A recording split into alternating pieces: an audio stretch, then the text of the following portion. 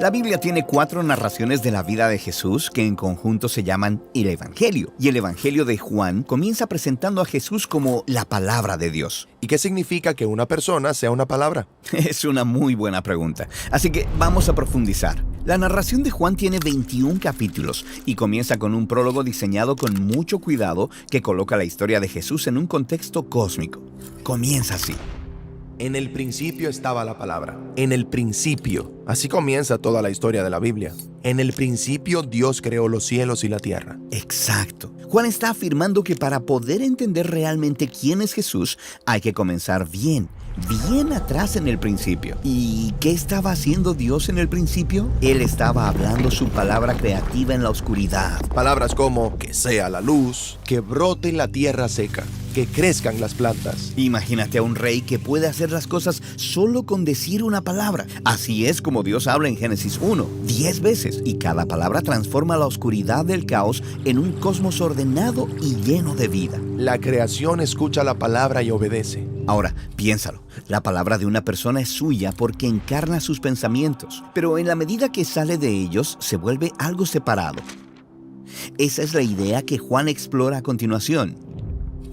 Y la palabra estaba con Dios, y la palabra era Dios. Él estaba en el principio con Dios. Nota cómo Juan ha diseñado esta declaración inicial de tal forma que las líneas exteriores tratan sobre la naturaleza eterna de la palabra. Él es desde el principio. Y las líneas centrales son una declaración sobre la identidad de la palabra. La palabra estaba con Dios y es Dios. Son dos y también uno. Ahora, luego de estas 6 líneas de apertura, hay 6 párrafos más, organizados en 2 grupos que se corresponden. Los primeros 3 cuentan la historia de Jesús con imágenes que vienen del rollo de Génesis. La creación comenzó con Dios trayendo luz de la oscuridad. Y ahora, con la venida de Jesús, Dios está comenzando una nueva creación. En Él estaba la vida, y la vida era la luz de la humanidad. Y la luz brilla en las tinieblas, y las tinieblas no la superaron. En el próximo párrafo conocemos a un nuevo personaje, Juan el Bautista. Sí, él estaba preparando a Israel para lo nuevo que Dios iba a hacer, dando testimonio de Jesús cuando llegara. Juan vino como testigo para testificar de la luz, a fin de que todos creyeran por medio de él. Luego de esto, el tercer párrafo explora la elección que el pueblo enfrenta cuando la luz de Dios entra al mundo a través de Jesús. Algunos eligen quedarse en la oscuridad, pero otros entran en la luz y son recreados, renacen como un nuevo tipo de humanos. A lo suyo vino, y los suyos no los recibieron, pero a todos los que los recibieron, les dio autoridad para llegar a ser hijos de Dios, a los que creen en su nombre. Así que estos 3 párrafos resumen la historia de Jesús como la palabra de Dios que trae luz a la oscuridad, y todas son imágenes de Génesis. Exacto. Y ahora observa, Juan volverá a contar la misma historia otra vez, pero esta vez con imágenes tomadas del rollo de Éxodo. La palabra se hizo carne y habitó entre nosotros, y vimos su gloria, gloria como del unigénito del Padre. Así que la palabra eterna de Dios entró en la creación al convertirse en un humano mortal llamado Jesús. ¿Y él habitó entre nosotros? Sí, la palabra griega para habitó es eskeinein, que literalmente significa vivir en una tienda. Juan está comparando a Jesús con el tabernáculo sagrado que Moisés construyó en el monte Sinaí, el lugar donde la gloriosa presencia de Dios vino a vivir y a unirse con su pueblo. Entonces, Jesús es un tabernáculo humano. Así es, Él es la realidad hacia la que el tabernáculo apuntaba, el lugar donde Dios y la humanidad se unen como uno. Y entonces tenemos otra mención de Juan el Bautista, quien da testimonio de Jesús diciendo: Este era el que yo decía, el que viene después de mí es antes de mí, porque era mucho antes que yo. Luego de esto, Juan cuenta acerca de cómo él y sus amigos conocieron a Jesús y cómo tomaron la decisión de seguir a Jesús y confiar en él. Y así fueron transformados por su luz. Pues de su plenitud todos hemos recibido, y gracia sobre gracia. La Torá fue dada por medio de Moisés. La gracia y la verdad fueron hechas realidad por medio de Jesucristo. Juan era un israelita, parte de la familia que recibió a través de Moisés el regalo generoso de la Torá que compartió la palabra y sabiduría de Dios. Y ahora, a través de Jesús, Juan y sus compañeros israelitas han recibido el regalo máximo de la verdad y el amor de Dios, Jesús mismo. Y esta vez, la palabra de Dios no está escrita, es una persona. Exactamente. Y ahora, para terminar, Juan concluye con el prólogo con palabras que hacen eco de las líneas iniciales. Nadie ha visto jamás a Dios. El unigénito Dios que está en el regazo del Padre, Él lo ha dado a conocer. Así que, por un lado, Dios es trascendente y está por encima de todo. Es completamente distinto. Y si ese fuera el fin de la historia, Dios se mantendría alejado de nosotros. Pero luego, Juan empieza a hablar de este Dios único que está en el regazo del Padre. Sí, ¿qué significa eso? Bueno, recuerda la apertura del prólogo, donde Juan usa la imagen de Dios y la palabra de Dios. Ahora él usa otra imagen, la de un padre cuyo hijo está sentado bien cerca. Un rey y su palabra, un padre y su hijo, ¿son dos maneras de hablar de la misma cosa? Exacto. Juan quiere dejar en claro que el Jesús que él conoció era distinto de Dios, pero también era Dios. Y como la palabra y el Hijo y la luz y la gloria de Dios, Jesús vino a dar a conocer. Sí, ¿a dar a conocer qué? Sí, exactamente.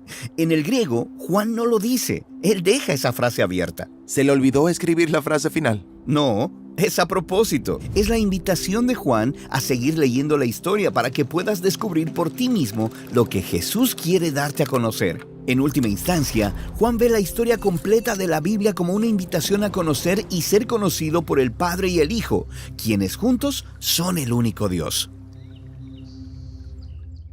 Muy buenas hermanos, mi nombre es Jacob Solís para los que no me conocen y quiero hablar un poquito a qué se refiere cuando la Biblia dice que Jesús es la palabra de Dios.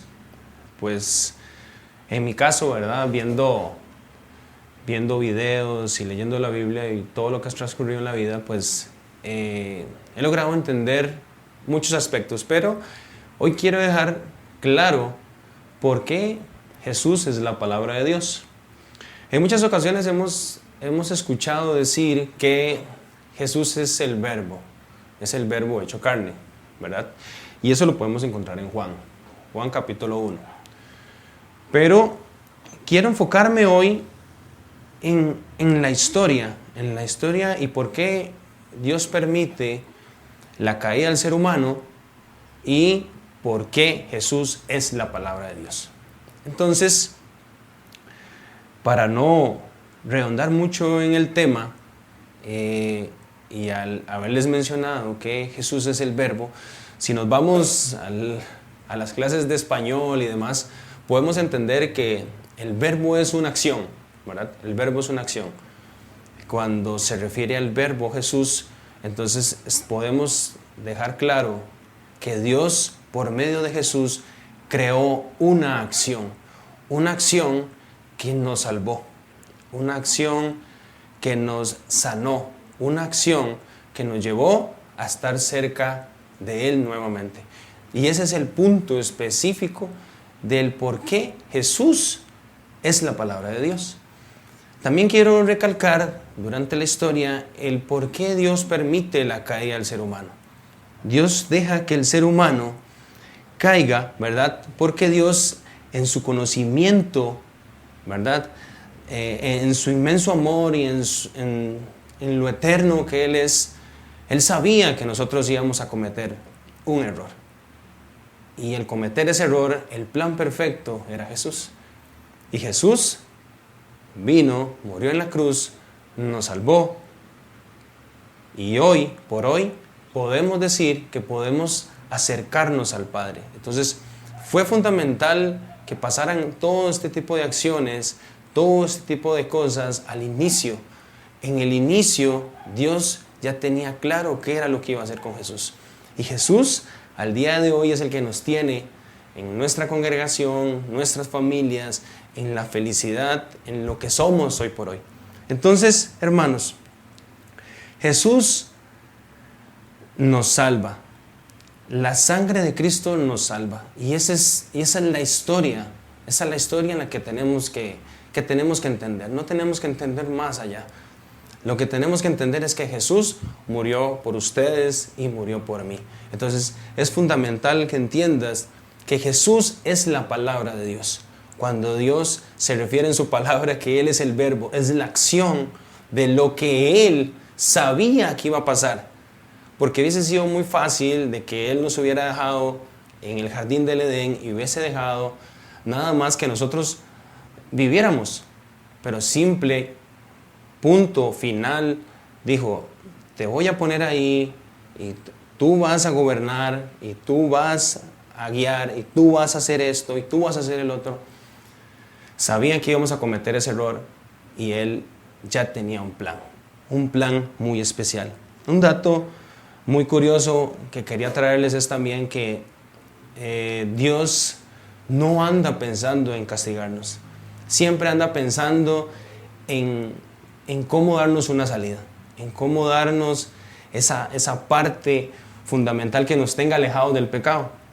Y quería darles un ejemplo también en la parte del Génesis, cuando Abraham está luchando con el tema de Sodoma y Gomorra. Si ustedes se ponen a pensar, Dios no necesitaba bajar y ver quién era bueno y quién era malo, porque Él es Dios. Simplemente quería ver y conocer el corazón de Abraham y darnos a entender de que Él, por medio de nosotros, puede hacer muchas cosas. Y esa es una tarea que quisiera dejarles, y que entiendan de que Dios siempre anda pensando en cómo cuidarte, en cómo amarte, en cómo guiarte por medio de todas estas situaciones. Mi experiencia con respecto a la Biblia, mi experiencia personal, es que durante ya 13 años más o menos de pertenecer a la congregación, a la Iglesia del Rey, he logrado entender de que Dios, por medio de Jesús, me tiene aquí, me tiene con vida, me tiene saludable, espiritualmente muy bien. Y yo quiero agradecerles a los pastores, a la iglesia, por todo lo que hacen por medio de esto, porque nos instruyen, porque nos llevan y nos enseñan de que la palabra de Dios es lo que necesitamos para dar ese salto, para dar esa unión que era lo que Dios quería al final. Dios nada más no envió a su Hijo para que muriera por nosotros. Él lo único que quería es que volviéramos a tener esa comunión con Él, que volviéramos a estar uno a uno. Y a ese punto final es el que quiero llegar.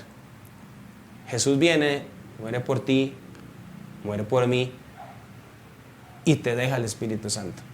Esa es una parte muy fundamental que debes entender. El Espíritu Santo está contigo, está a tu lado, es tu amigo. Y es necesario que entendamos de que del inicio ese era el plan. El plan era que nunca íbamos a estar solos. Los dejo con eso. Que Dios los bendiga. Hasta luego.